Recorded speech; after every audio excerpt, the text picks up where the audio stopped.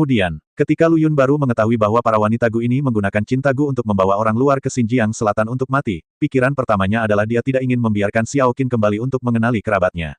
Sekelompok algojo yang menganggap kehidupan manusia sepele dan tidak perlu saling mengenal. Belakangan, dia mengetahui dari Miao Xin bahwa pemimpin klan Gu mereka sebenarnya memiliki niat baik, jadi Lu Yun memutuskan untuk membawa Xiao Qin untuk melihatnya. Suku Gumu adalah suku terkutuk. Apakah ini alasan sebenarnya mengapa kamu tidak ingin mengenali putrimu? Lu Yun kembali ke topik sebelumnya dan berkata. Miao Qinghe menatapnya dengan tatapan kosong. Saya harus mengatakan bahwa Lu Yun memahami pikirannya dengan sangat baik. Putrinya tersesat, bagaimana mungkin Miao Qinghe tidak menyalahkan dirinya sendiri, dan bagaimana mungkin dia tidak mau mengenalinya. Dia mengetahui keberadaan Xiao Qin beberapa tahun yang lalu. Dia menolak untuk mengenalinya karena dia tahu bahwa Xiao Qin baik-baik saja, dan sukunya dikutuk seperti itu, jadi tidak ada manfaatnya jika Xiao Qin kembali. Lebih baik menyangkalnya daripada melakukan ini. Inilah alasan mengapa Miao Qinghe sangat marah sekarang. Dia tidak ingin melihat Miao Xin membawa Xiao Qin ke tempat seperti itu. Mengucapkan kata-kata kejam seperti itu kepada Xiao Qin hanya untuk membuat Xiao Qin menjauh dari suku ini sejauh mungkin. Bukankah ini semacam perlindungan? Tanpa diduga, Lu Yun bisa melihat pikirannya secara sekilas. Miao Qinghe tidak bisa menahan diri untuk tidak melihat ke arah Lu Yun beberapa kali lagi, tapi dia tidak mengakuinya, tapi berkata dengan tidak setuju, kamu pintar. Anggap saja aku mencoba menjadi pintar. Lu Yun menjawab sambil tersenyum. Miao Qinghe terdiam beberapa saat, lalu menatap Lu Yun dengan tatapan penuh arti, saya pikir Anda bisa memberinya rasa aman yang cukup. Tidak peduli seberapa besar keamanan yang bisa kuberikan padanya, selama kamu menolak untuk mengenalinya, itu akan menjadi penyesalan terbesar baginya. Penyesalan kebanyakan datang dari kesalahpahaman. Jika Miao Qinghe benar-benar tipe algojo yang menganggap kehidupan manusia sebagai hal sepele dan menolak mengakui Xiao Qin, ini bukanlah hal yang disayangkan, melainkan sesuatu yang patut disyukuri. Tapi Miao Qinghe tidak seperti itu. Dia melindungi Xiao Qin, tapi yang dia dapatkan adalah kebencian Xiao Qin padanya. Setelah Lu Yun mengetahui kesalahpahaman ini, dia pasti tidak akan tetap acuh tak acuh. Lebih baik menyesal daripada disakiti, kata Miao Qinghe sambil menghela nafas. Apa yang dapat saya lakukan jika saya menyesalinya? Selama saya menjauhkan Xiao Qin dari suku ini, apa yang dapat saya lakukan jika saya salah paham?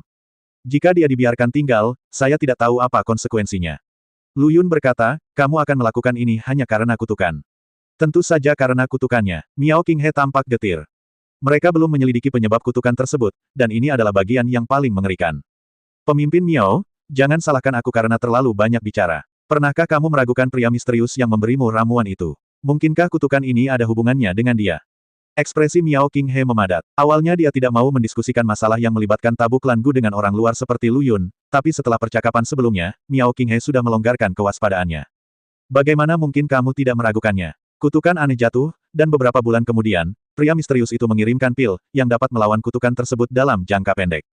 Tidak bisakah itu membuat orang curiga? Dan, kontes pembunuhan yang diajukan oleh pria misterius itu juga tidak bisa dijelaskan. Hanya karena kamu suka melihat orang berkelahi. Siapa yang percaya alasan ini? Orang-orang dari suku Gu ini telah lama mendiskusikan masalah seperti ini, namun mereka belum mendapatkan hasil apapun. Pria misterius itu begitu kuat sehingga tidak mungkin ada orang di klan Gu yang bisa menjadi lawannya, apalagi menyihirnya agar dia mengatakan yang sebenarnya. Dan begitu mereka menyinggung orang itu dan tidak lagi memberi mereka pil, itu akan menjadi pukulan paling fatal bagi klan Gu. Jadi, meski mereka curiga kutukan itu ada hubungannya dengan pria misterius itu, mereka tidak berani bertindak gegabah. Lu Yun berpikir sejenak dan berkata, Kepala klan Miao, maukah kamu menunjukkan pil itu kepadaku? Apakah kamu seorang alkemis? Tidak, hanya penasaran. Lu Yun tidak tahu apa yang dia pikirkan. Mungkin ikan dan Fang Yin yang di bintang kedua di tubuhnya yang membuatnya merasa ada harapan untuk melihat misteri itu. Ekspresi Miao Qinghe tidak banyak berubah. Karena dia sama sekali tidak memiliki ekspektasi terhadap Lu Yun. Bahkan jika Lu Yun adalah seorang alkemis, itu tidak ada gunanya. Suatu kali, Miao Qinghe secara pribadi membawa orang-orang ke Kunlun dan bertanya kepada para alkemis di sana apakah mereka pernah mendengar tentang ramuan jenis ini. Jawabannya adalah tidak. Satu-satunya yang mirip adalah Zuyan Dan. Namun efek Zuyan Dan jelas tidak sekuat itu. Jadi Miao Qinghe tidak punya banyak harapan. Tuan Yu memiliki batasan yang sangat ketat terhadap obat mujarab. Setiap kali setelah kompetisi pembunuhan, dia secara pribadi akan melihat kita memakannya, dan setiap orang hanya bisa mendapatkan satu. Saat efek pil akan segera berakhir, Tuan Yu akan datang ke suku kita lagi. Saat itu, babak pembunuhan baru akan dimulai. Oleh karena itu, tidak boleh ada sisa dari ramuan ini. Petik 2.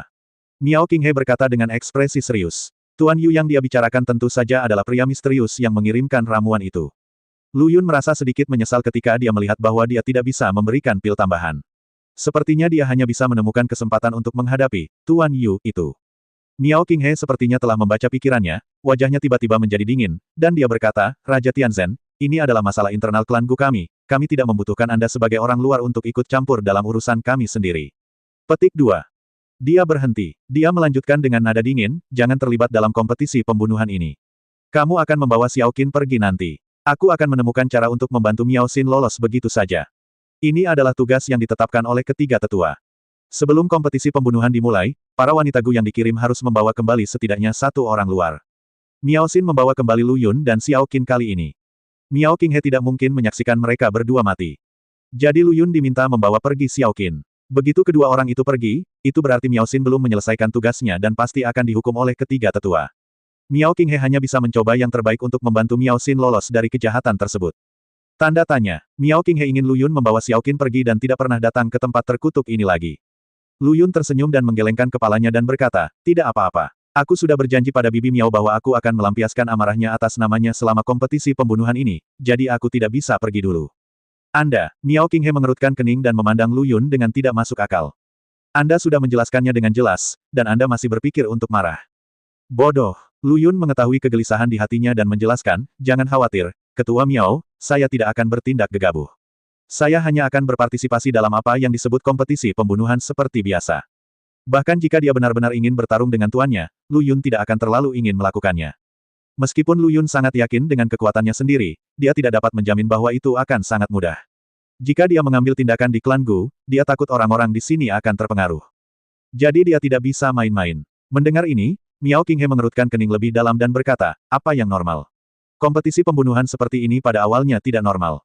Untuk membujuk Lu Yun mundur, Miao Qinghe melanjutkan, pada dasarnya tidak ada ketegangan tentang hasil kompetisi pembunuhan ini, karena akan ada partisipasi awal dari Jindan.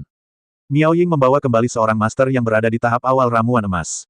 Dia sangat terkenal di klan Gu akhir-akhir ini dan semua orang mengetahuinya. Belum pernah master seperti itu berpartisipasi sebelumnya. Jadi hasilnya kali ini pada dasarnya sudah keluar. Ye Fei yang akan menjadi satu-satunya yang selamat. Yang lain hanya memiliki satu nasib, kematian. Miao Qinghe menceritakan masalah ini agar Lu Yun memahami keseriusan masalah ini. Jika dia harus terlibat, akibat akhirnya adalah kehilangan nyawanya. Siapa tahu, Lu Yun tidak merasa terkejut sama sekali dan berkata dengan tenang, Kepala klan Miao, ketika aku berkata aku ingin melampiaskan amarahku atas nama Bibi Miao, aku hanya bermaksud untuk Ye Fei Yang. Miao Qinghe berkata dengan hampa, apakah kalian sudah bertemu satu sama lain? Aku bertemu dengannya dalam perjalanan ke sini. Tahukah kamu bahwa dia berada dalam tahap awal inti emas? Mereka sangat bangga dan memberitahu semua orang yang mereka temui. Sulit bagi saya untuk tidak mengetahuinya. Karena kamu tahu bahwa dia berada di tahap awal inti emas, kamu masih berani memprovokasi dia. Apakah kamu tidak sabar? Wajah Miao Qinghe tiba-tiba tenggelam dan dia berteriak. Ekspresi Lu Yun tiba-tiba menjadi sedikit terkejut. Mata yang aneh. Menatap Miao Qinghe, dia berkata, Ketua klan Miao, kenapa aku mendengar kekhawatiran dari kata-katamu? Miao Qinghe terdiam beberapa saat. Tidak lagi bertele-tele, dia berkata, aku hanya khawatir, apa yang akan dilakukan Xiao Qin jika kamu mati di sini. Ternyata aku mengkhawatirkan putrimu. Kupikir pemimpin klan Miao mengkhawatirkanku. Lu Yun berkata sambil setengah tersenyum. Sombong, Miao Qinghe mendengus dingin dan tidak bisa berkata-kata. Aku tidak mengenalmu, jadi siapa yang mengkhawatirkanmu? Ini sangat membingungkan. Lu Yun berpura-pura menghela nafas, kamu sangat peduli, tetapi kamu harus bertindak kejam. Sayangnya, saudara perempuanku yang keenam adalah orang yang sangat menyedihkan. Aku tidak tahu kapan aku akan memahami niat baikmu. Hati Miao Qinghe sedikit bergetar. Pemimpin klan. Pada saat ini, sebuah suara tiba-tiba datang dari luar. Lu Yun mendengar gerakan itu dan segera mengenakan topengnya. Saya tidak berencana untuk mengungkapkan identitas saya secepat ini. Wanita yang masuk juga masih sangat muda, tetapi seluruh wajahnya terlihat sangat kejam. Ketika dia melihat orang asing hadir, wajahnya tiba-tiba menjadi gelap dan dia berteriak dengan marah, siapa yang membiarkanmu datang ke sini? Tidak ada orang bertopeng aneh di klan Gu mereka pasti datang dari luar. Bagaimana mungkin orang luar yang sekarat ini berhak bertemu dengan pemimpin klan mereka? Jadi, wanita itu memandang Lu Yun dengan sangat tidak senang. Miao Qinghe sedikit panik sejenak. Meskipun dia adalah pemimpin klan Gu, kekuatan ketiga tetua tidak kalah dengan miliknya. Rencana awalnya adalah membiarkan Lu Yun dan Xiao Qin meninggalkan klan Gu sebelum ketiga tetua mengetahuinya. Wanita berpenampilan buruk ini adalah tetua agung dari klan Gu. Otak Miao Qinghe berpacu, memikirkan bagaimana menjelaskan identitas Lu Yun. Dia pasti tidak bisa memberitahu orang yang lebih tua bahwa Lu Yun adalah kontestan yang dibawa kembali oleh Miao Xin. Pada saat ini, Lu Yun tiba-tiba melirik ke arah yang lebih tua dan berbicara lebih dulu, Bibi, meskipun penampilanmu sudah kembali muda, kekejamanmu telah terukir di tulangmu dan kamu tidak dapat mengubahnya, seperti seekor anjing tidak dapat mengubah makanannya, kotoran. Lu Yun awalnya tidak bermusuhan dengan sesepuh hebat ini. Tapi wanita ini masuk dan tidak berkata apa-apa selain omong kosong. Bagaimana Lu Yun bisa menahan amarahnya dan segera membalas? Tante, kata ini bahkan lebih menakutkan daripada Bibi dan Bibi. Dan, kata-kata Lu Yun bahwa anjing tidak bisa mengubah cara makan kotorannya membuat orang tua itu sangat marah, dan ekspresinya langsung menjadi sangat suram. Anjing yang sangat pemberani. Siapa tuanmu? Biarkan dia segera datang menemuiku dan ikuti aturan klan. Pemilik, kata ini sama sekali tidak pantas. Ketika seorang wanita dari klan Gu meracuni seseorang, dan orang yang mendapat racun itu mematuhinya, bukankah itu sama dengan menjadi tuan bagi orang yang mendapat racun itu? Tetua Agung ingin melihat siapa pemilik anjing ini, dan dia harus dihukum berat. Lu Yun memandangnya dengan jijik dan berkata, aku tidak tahu siapa tuanku, tapi aku tahu siapa kakekmu. Ya, ini aku, kamu cucu yang tidak berbakti. Diam, Miao Qinghe buru-buru berbicara, ingin menghentikan Lu Yun, matanya penuh amarah. Bahkan ketiga tetua klan Gu tidak berani menentangnya seperti ini. Miao Qinghe khawatir situasinya akan menjadi semakin serius, jadi dia harus berbicara untuk menghentikannya. Sayangnya, sudah terlambat, saat ini, mata tetua itu hampir suram. Tubuhnya dipenuhi dengan niat membunuh. Miao Qinghe merasa cemas dan berkata, Tetua Agung, bukankah lebih berarti meninggalkan hidupnya di medan pembantaian? Tetua Agung tidak tahu apakah dia mendengarnya atau tidak. Dia terus menatap Lu Yun dengan matanya yang sangat suram, dan niat membunuh di tubuhnya terus berfluktuasi. Namun, Lu Yun bahkan tidak peduli. Tanda tanya, jika tetua yang hebat ini berani mengambil tindakan, Lu Yun yakin dia akan membuatnya berlutut dan menyanyikan, taklukkan, di tempat. Disayangkan, Tetua Agung sepertinya punya ide lain. Senyuman dingin tiba-tiba muncul di sudut mulutnya. Dia menahan niat membunuhnya dan berkata, sang patriark benar. Kematian di medan pembunuhan adalah takdirmu. Lu Yun mencibir dan berkata, ini hanya kematian. Jika aku, Zhang San, mengedipkan mataku, aku akan menuliskan namaku terbalik untukmu. Konyol, Tetua Agung itu mendengus dingin dan diam-diam mengingat nama Zhang San di dalam hatinya. Dengan cara ini, Lu Yun sungguh luar biasa. Hanya dengan beberapa kata, dia mampu membuat sesepuh klan Gu mengingatnya, meskipun itu hanya nama samaran. Pemimpin klan, saya datang ke sini untuk memberitahu Anda bahwa Tuan Yu ada di sini. Miao Qinghe tampak sedikit terharu dan menjawab, saya tahu, saya akan ke sana nanti. Jangan biarkan Tuan Yu menunggu terlalu lama. Setelah Tetua Agung selesai berbicara, dia menatap Lu Yun sambil mencibir, lalu berbalik dan pergi. Setelah Tetua Agung pergi, wajah Miao Qinghe tiba-tiba menjadi dingin, Raja Tianzhen, saya tidak tahu apakah saya harus menyebut Anda pintar atau bodoh. Sebut dia pintar, dia menyinggung sesepuh agung itu sampai mati begitu dia bertemu dengannya. Tapi anggap saja dia bodoh, dia juga tahu cara menggunakan nama palsu.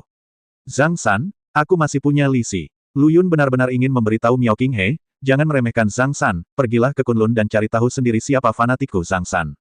Lu Yun sepertinya sama sekali tidak menyadari betapa besarnya masalah yang telah dia timbulkan, dan berkata sambil tersenyum, Ketua Klan Miao, sekarang aku telah menjadi sasaran Tetua Agung, aku bahkan tidak bisa berpikir untuk tidak berpartisipasi dalam kompetisi pembunuhanmu. Kamu masih berani tersenyum. Miao Qinghe sangat marah, saya curiga Anda sengaja menarik perhatian sesepuh agung. Selamat, kamu mengerti. Petik 2, petik 2. Miao Qinghe tidak bisa berkata-kata, lalu dia terlihat kedinginan dan berkata, bawa Xiao Qin dan segera pergi, dan jangan pernah menginjakan kaki di Xinjiang Selatan lagi. Apakah ini ritme yang ingin Anda lari? Lu Yun tampak aneh dan berkata, bagaimana Anda menjelaskannya kepada sesepuh agung? Kamu berbicara kasar dan berani menyinggung sesepuh agung, jadi aku tidak punya pilihan selain menembakmu sampai mati. Tapi kamu baru saja mengatakan dengan jelas bahwa akan lebih berarti menyelamatkan hidupku di medan pembantaian. Itu hanya taktik menunda. Tetua Agung masih belum mengetahui bahwa Lu Yun tidak mencintai Gu, jadi dia bertekad tidak akan meninggalkan klan Gu, karena dia pasti akan mati di medan pembantaian demi wanita yang dicintainya. Miao Qinghe hanya bisa mengatakan ini untuk menghilangkan sementara gagasan sesepuh untuk membunuh Lu Yun. Setelah Lu Yun melarikan diri, tetua pasti akan meragukan alasan Miao Qinghe, tapi bagaimanapun juga, Miao Qinghe adalah pemimpin klan Gu. Tetua yang hebat tidak berani melakukan apapun padanya. Namun, Lu Yun masih menggelengkan kepalanya dan berkata, saya, Tuan Lu, berjalan dan duduk tegak, tetapi melarikan diri secara diam-diam bukanlah gaya saya. Kamu sangat tidak masuk akal. Ini adalah pertama kalinya Miao Qinghe bertemu dengan orang yang keras kepala. Dia seperti jerawat. Dia ingin mengatakan sesuatu, tapi tiba-tiba dia mendengar Lu Yun berkata, Ketua Klan Miao, jangan biarkan Tuan Yu menunggu dengan tergesa-gesa. Anda, Miao Qinghe tercekik. Setelah memikirkannya, dia benar-benar tidak bisa membuang waktu lagi, jadi dia menatap tajam ke arah Lu Yun dan berkata, saat aku kembali, kuharap kamu sudah pergi dari sini. Ada jeda. Miao Qinghe menambahkan, saya bahkan bisa berpura-pura menjadi kejam. Jika Anda melakukannya demi kebaikan Xiao Qin, bersikaplah bijaksana dan bawa dia pergi. Terima kasih. Setelah mengatakan itu, dia pergi tanpa ekspresi. Lu Yun memandangi sosok cantik yang berjalan semakin jauh, dengan senyuman penuh arti di bibirnya. Ucapan terima kasih ini membuatku semakin tidak ingin pergi. Mengikuti pembentukan pemikiran, Lu Yun menemukan Xiao Qin. Saat ini, Xiao Qin sudah tertidur. Miao Xin berkata dengan cemas, "Maaf Tuan Lu, Nona Xiao sangat emosional dan bersikeras untuk pergi. Saya hanya bisa menggunakan beberapa cara untuk membiarkannya tidur." Bagus. Lu Yun melambaikan tangannya dan duduk dengan tenang di samping tempat tidur, menunggu sampai Xiao Qin bangun. "Adik keenam, kamu sudah bangun. Jangan panggil aku kakak keenam." Xiao Qin jelas masih marah pada Lu Yun. Ibu yang tidak bertanggung jawab itu bersikap seperti itu terhadapnya dan mengucapkan kata-kata yang begitu kejam, bagaimana Xiao Qin bisa menahannya. Namun, Lu Yun tidak memiliki pemahaman apapun dan bahkan mengatakan dia ingin mengobrol dengan Miao Qinghe di sana. Apa yang perlu dibicarakan dengan orang seperti itu? Tentu saja Xiao Qin marah. Lu Yun tersenyum pahit dan berkata, "Adik keenam, kamu sendiri telah berakting di begitu banyak drama, tetapi pada akhirnya, kamu bahkan tidak menyadari buruknya kemampuan akting dari pemimpin klan Miao."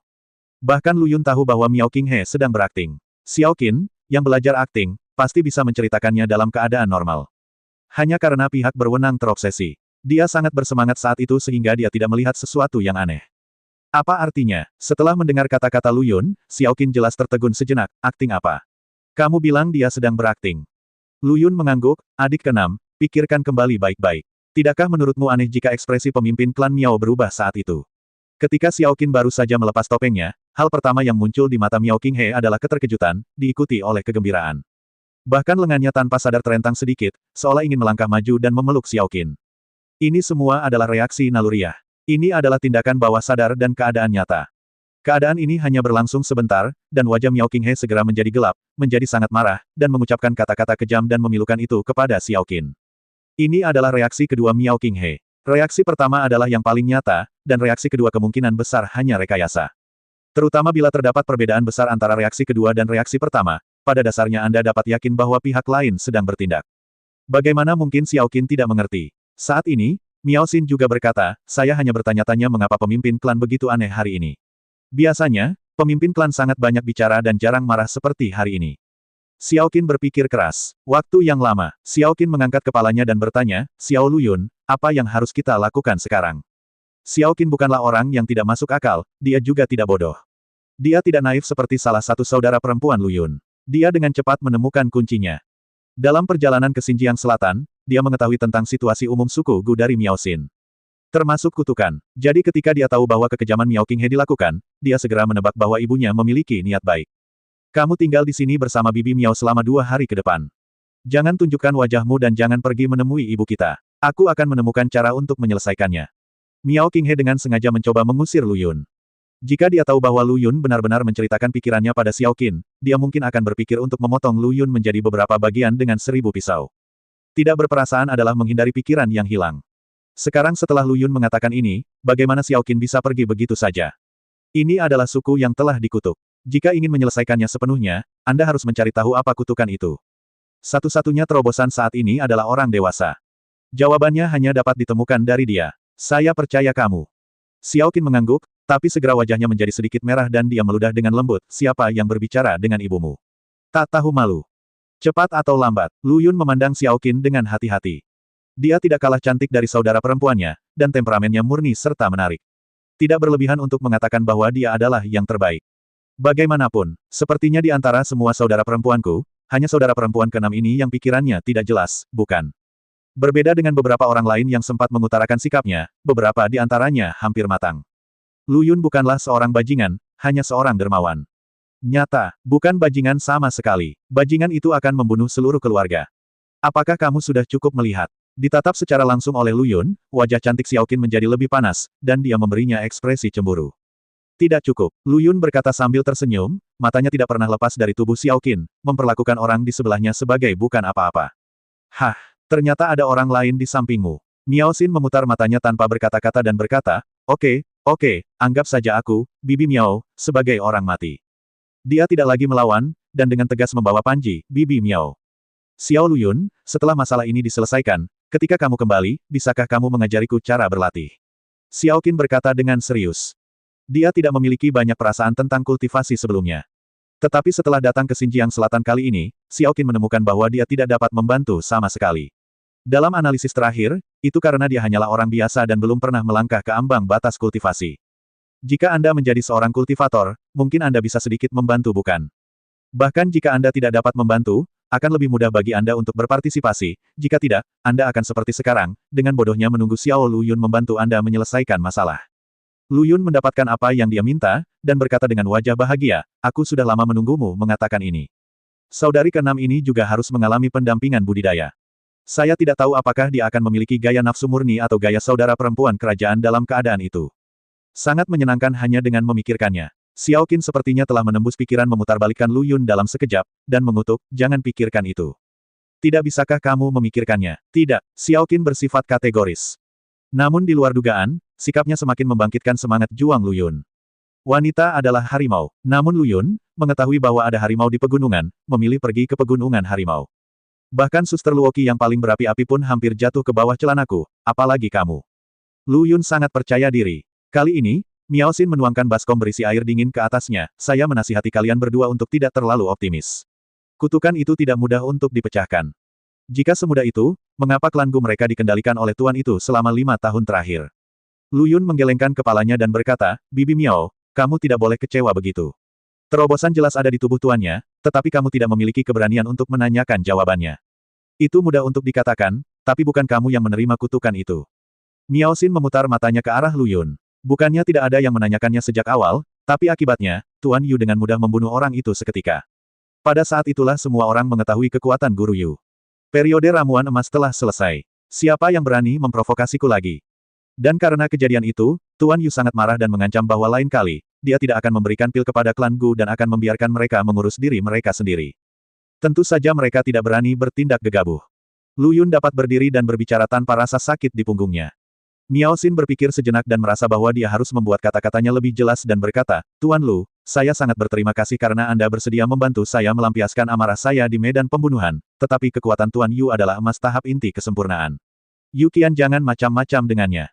Ketika Miao Ying memprovokasi dia sebelumnya, Luyun berkata bahwa dia pasti akan berurusan dengan Ye Fei Yang, dan Miao Xin dengan ragu-ragu mempercayainya.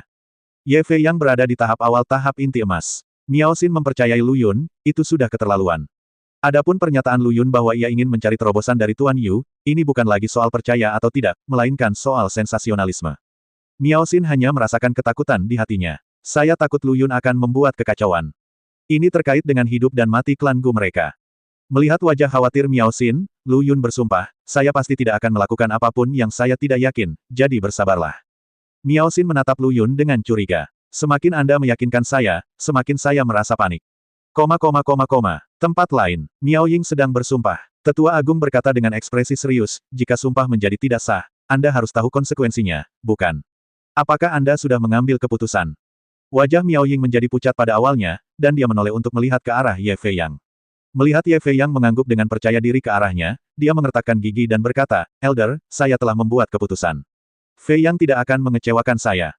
Mengikuti tatapan Miao Ying, tetua itu melirik ke arah Ye Fei Yang, ekspresinya bergerak sedikit, dan kemudian dia berkata kepada Miao Ying, sekarang kamu telah memutuskan, tanda tangani saja sumpah ini dan letakkan. Petik 2. Miao Ying melakukan apa yang diperintahkan. Miao Ying menyelesaikan sumpahnya. Dia hendak pergi bersama Ye Fei Yang, tetapi pada saat ini, Tetua Agung tiba-tiba berkata, Miao Ying, kamu keluar dulu, dan Ye Fei Yang tetap di sini. Di masa lalu, Tetua Agung bahkan tidak repot-repot mengingat nama para pembuat perkakas ini. Kali ini saya sebenarnya ingat 2. Satu kesan baik dan satu lagi buruk. Yang buruk adalah Zhang San. Yang bagus tentu saja Ye Fei Yang. Adapun mana yang lebih baik? Dia kuat, jadi dia punya kesan yang baik. Miao Ying menunjukkan ekspresi bingung, tetapi tidak berani mengatakan apapun. Setelah menjawab, dia meninggalkan tempat itu terlebih dahulu. Ye Fei Yang, aku mendengar namamu saat pertama kali datang ke suku kami. Tetua itu memandang Ye Fei Yang dengan hati-hati dan berkata. Ye Fei Yang terlalu terkenal, ditambah lagi Miao Ying ingin pamer. Tidak butuh waktu lama bagi orang-orang dari klan Gu untuk mengetahui bahwa kali ini kompetisi pembunuhan telah memasuki tahap awal ramuan emas. Tetua Agung juga mendengarnya. Satu pemandangan. Seperti yang diharapkan, dia sangat flamboyan seperti namanya. Ini adalah tanda kepercayaan diri. Sementara Tetua Agung sedang melihat ke arah Ye Fei Yang, mata Ye Fei Yang juga tertuju pada Tetua Agung. Tubuh muda, jiwa dewasa. Wanita Gu yang terkutuk telah sepenuhnya mencapai ketertarikan Ye Fei Yang. Terutama pemimpin klan Gu, meskipun saya belum pernah melihatnya, saya dengar dia sangat cantik. Ye Fei yang bersedia tinggal di sini. Aku bertanya-tanya mengapa tetua agung menahanku di sini. Ye Fei yang perlahan membuang muka dan bertanya sambil tersenyum. Saat menghadapi tetua klan Gu, dia masih berbicara dan tertawa dengan tenang, terlihat cerah dan percaya diri. Tetua yang hebat semakin menghargainya. Kompetisi pembunuhan ini bukanlah kompetisi untukmu, tapi pembantaian sepihak. Kalau menyangkut medan pembunuhan, aku ingin memintamu melakukan sesuatu untukku. Tetua Agung, tolong bicara. Ada seseorang, dan aku tidak ingin dia mati begitu saja, kata Tetua Agung dengan suara dingin dengan tatapan dingin di matanya, seolah dia memikirkan beberapa kenangan yang tidak menyenangkan. Mendengar ini, Ye Fei yang tiba-tiba menjadi tertarik. Dia menyipitkan matanya dan bertanya, orang manakah yang tidak peduli dengan hidup dan mati yang benar-benar membuat sesepuh agung begitu marah? Ada seekor anjing bertopeng bernama Zhang San. Saat kamu sampai di medan pembantaian, kamu pasti akan bertemu dengannya. Masker, Zhang San. Ye Fei yang tiba-tiba tercengang. Dia berasal dari Kunlun. Baru-baru ini, beberapa peristiwa besar terjadi di Kunlun. Salah satunya adalah kemunculan penerus Kaisar Pedang Tianyu. 3 sekte pedang utama digabungkan kembali menjadi sekte Kaisar Pedang, dan pemimpin sekte secara alami adalah pewarisnya. Tampaknya nama pewarisnya adalah Zhang San.